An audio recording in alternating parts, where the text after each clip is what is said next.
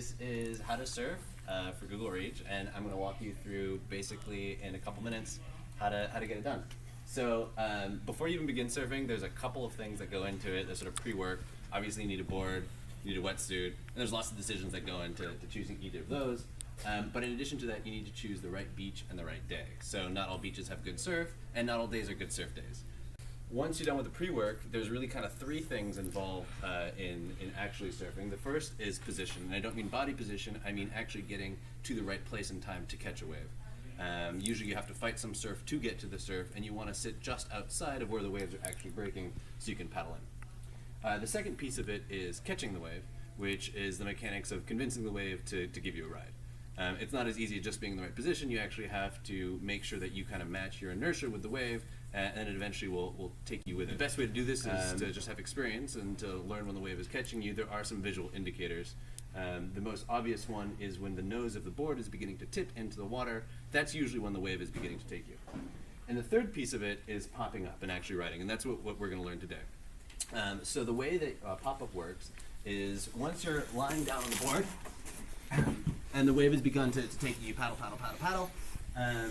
The idea is that you want to pop up and sit so that, or stand so that your feet are in the 3 o'clock and 10 o'clock position.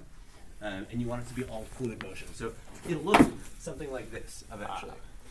So to show you again, what that looks like is you're down here, and you paddle, paddle, paddle, paddle, paddle, and then when you feel yourself just, that nose beginning to tip, you pop up.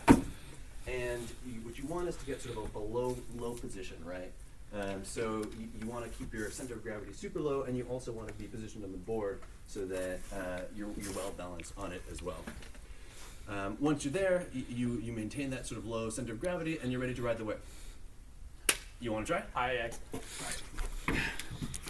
right, so first, Alex, I'm paddling, right? Yeah. Okay. So now you feel It starts the to wave tip. begin to tip, Mhm. and you pop up, and the idea is exactly right. So you want to Maybe a little bit further back. probably a little bit further back, but you want to make sure that your knees really don't touch the board. Sometimes new beginners, they will like Like to this? stop here, Uh-huh. and you want to prevent yourself from doing that. You want to just cut it all in one. Okay, all right. Sure, you want to try as well?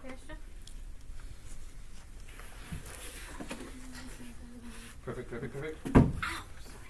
Yeah, that's good. And you want to stay low once you're up, because otherwise you'll just get pushed off. The other thing too is that you can ride a wave on your knees. So if you are out there one day and you're struggling to get the pop up, which honestly is the hardest part, you can you can ride a wave just like this, or if you want, you can even go take a knee, and then from here you can actually make your way up to. Nice.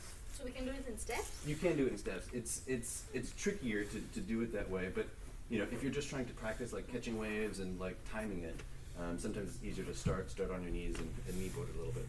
All right. So I know twice is Yeah. a little breather. Awesome. Well, thanks guys.